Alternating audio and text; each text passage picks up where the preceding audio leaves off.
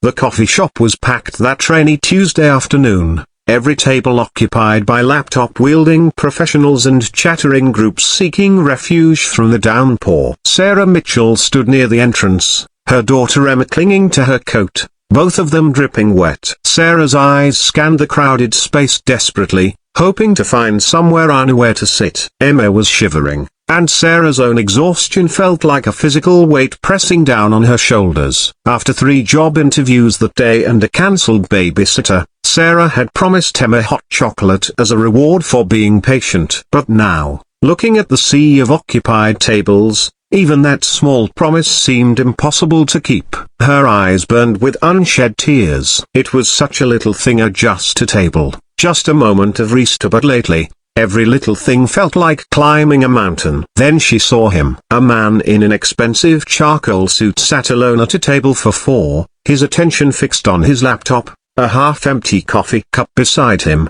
The table was near the window, away from the draft of the door. Perfect. Sarah took a deep breath, gathering what remained of her courage, and approached. "Excuse me," she said softly, trying to keep her voice steady. "I'm so sorry to bother you, but would you mind if my daughter and I share this table? Everything else is taken, and she's cold from the rain." The man looked up, and Sarah found herself staring into striking blue eyes that seemed to assess her in an instant. His expression was unreadable, his jaw set in a way that suggested he wasn't accustomed to being interrupted. For a moment, Sarah regretted asking. This man looked important, powerful, the kind of person who probably had assistants to keep people like her away. "Only if I pay the bill," he said finally, his voice firm but not unkind. Sarah blinked, certain she'd misheard. "I'm sorry, what?" "You can sit here," he repeated, gesturing to the empty chairs,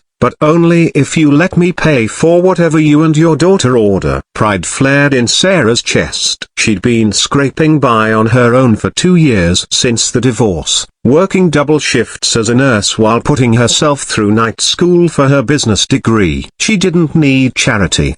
Didn't need some wealthy stranger to pity her. "That's really not necessary. I can pay for our owner, I insist," he interrupted gently. "Please, sit down before you both catch a cold." Something in his tone made Sarah pause. It wasn't pity she heard, but something else, something almost vulnerable hiding beneath that confident exterior. Emma tugged at her sleeve, her brown eyes pleading. Sarah's resistance crumbled. "Thank you," she whispered, helping Emma into a chair. "That's very kind." The man nodded and returned to his laptop, but Sarah noticed he wasn't really typing anymore. When the server came, he ordered for himself and gestured for Sarah to do the same. She asked for hot chocolate for Emma and just a coffee for herself, acutely aware of every dollar even though he was paying. "Get something to eat," the man said, not looking up from his screen. "You both look like you haven't eaten all day." He was right, though Sarah hated that it was so obvious. "Emma,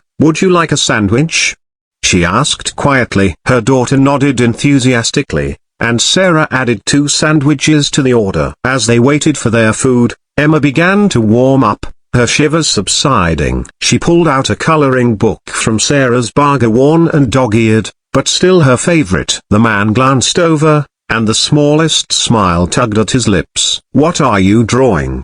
he asked Emma. Emma looked up shyly. "A rainbow. Mummy says rainbows come after the rain." "Your mommy sounds very wise," he said, and this time his smile reached his eyes. Sarah felt something shift in the air between them. "I'm Sarah," she offered. "And this is Emma." "Marcus," he replied, extending his hand. His grip was firm, professional, but warm. Marcus Chen. The name struck a chord in Sarah's memory. Marcus Chen. She'd seen that name somewhere recently. Then it clicked, the business magazine in the hospital waiting room last week. Marcus Chen, CEO of Chen Technologies, one of the fastest growing tech companies in the country, worth billions. Her eyes widened slightly, and he noticed. "You know who I am," he stated. "I saw an article about you," Sarah admitted. "You're very successful." Marcus's expression darkened. Success is relative. He closed his laptop with a soft click. "Can I tell you something? Today is the 5th anniversary of my wife's death." The words hung in the air,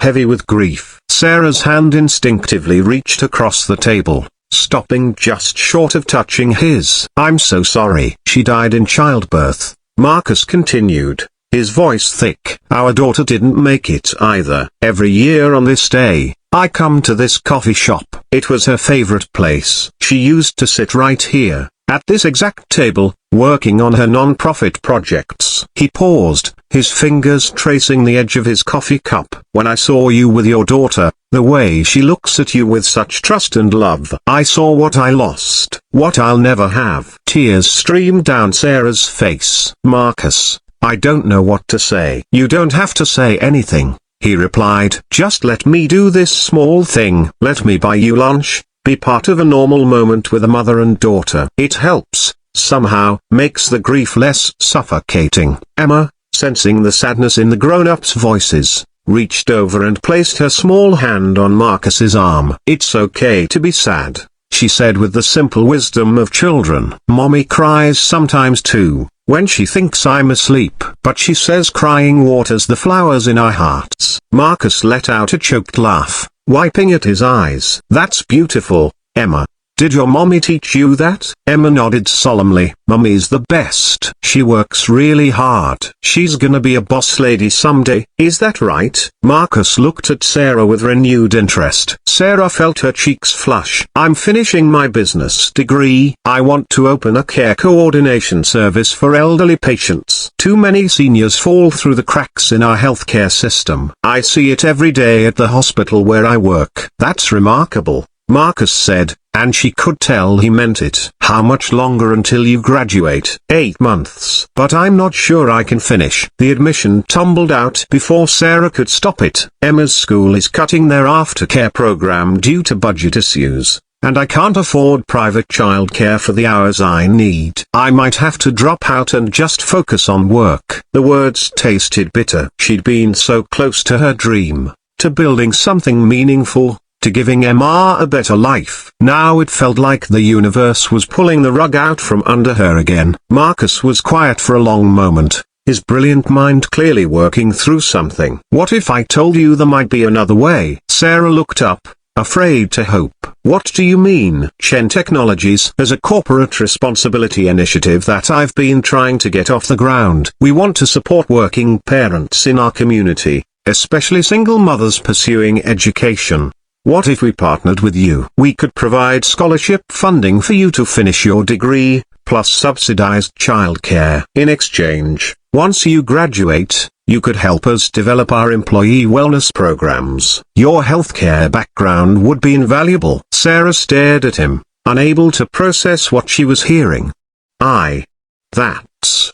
Why would you do that for me? You just met me." Marcus leaned forward, his expression earnest. 5 years ago, I lost everything that mattered. Since then, I've buried myself in work, making money, building an empire. But today, sitting here with you and Emma, I remembered something my wife used to say. She said the true measure of success isn't what you accumulate, but what you give away, what you build for others. He pulled out a business card and slid it across the table. "This isn't charity, Sarah. You have skills, vision, and determination. You just need someone to believe in you and give you a fair shot. Let me be that person, not because I feel sorry for you, but because I see in you what my wife would have seen as someone worth investing in." Sarah picked up the card with trembling fingers, tears flowing freely now. "I don't know how to thank you." "Thank me by succeeding," Marcus said simply. "Thank me by helping those elderly patients you care about. Thank me by showing Emma that her mother's dreams matter." Emma,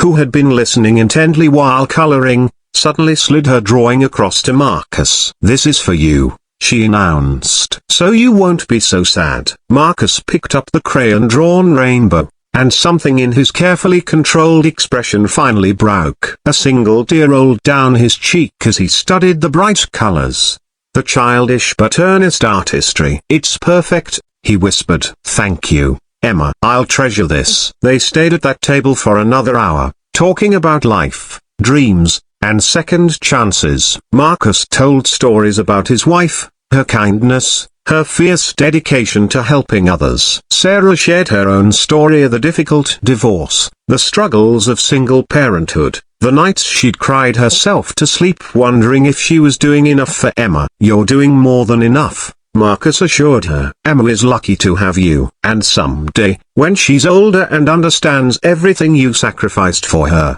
she'll know she had the best mother in the world." As the rain finally began to clear and the coffee shop slowly emptied, Sarah gathered their things. The bill had been settled, although Marcus had clearly ordered more than what they'd eaten. She suspected he'd left an enormous tip at the door. She turned back one last time. "Marcus, your wife would be proud of the man you are. The man who chooses kindness even in the middle of grief." He smiled, genuinely this time. "I hope so." "And Sarah, can I share something else? This morning, I wasn't sure I wanted to face another anniversary alone. I thought about just staying in bed, letting the darkness win. But something made me come here. I think it was her, somehow, leading me to this table at exactly the right moment, to remind me that even in loss, there can be purpose. Even in endings, there can be new beginnings." 3 months later, Sarah started her scholarship program with Chen Technologies. 6 months after that,